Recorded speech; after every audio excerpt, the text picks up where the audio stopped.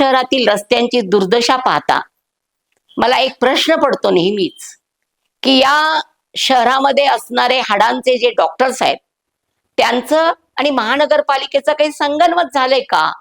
याचं कारण मणका खराब होणार, मणक्याची डिस्क सरकणार, एखादी नस चेपणार आणि मग आम्ही दवाखान्यात जाणार, डॉक्टर सांगणार आता हे ऑपरेशन केल्याशिवाय पर्याय नाही, मग आम्ही कर्ज काढणार, मग आम्ही डॉक्टरांच्याकडे जाऊन ऑपरेशन करून घेणार. अशा प्रकारे ही जर एक प्रकारची संगनमतानं चाललेली गोष्ट असेल तर मग आम्ही मानलं पाहिजे डॉक्टरांना सुद्धा आणि महापालिकेला सुद्धा. मला असं वाटते की टायरवाल्यांची सुद्धा यांचं संगनमत असेल, कारण या रस्त्यावरती टायरी बाद होण्याचे प्रकार 100% वाढलेले आहेत. तेव्हा भ्रष्टाचारामध्ये कोल्हापूर महानगरपालिकेच्या प्रशासनाबरोबर कोण कोण सामील आहे याचा विचार करण्याची गरज आहे.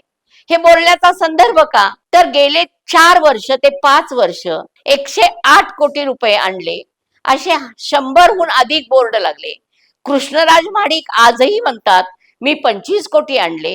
मग हे 108 अधिक 25 या कोटीचं काय झालं? प्रशासन मूग गिळून गप्प बसलेलं आहे. प्रशासन याच्यावरती उच्चारायला तयार नाहीये. माझा प्रशासनाला सवाल आहे की प्रशासनानं आम्हाला सांगावं 108 कोटी आले होते का नव्हते.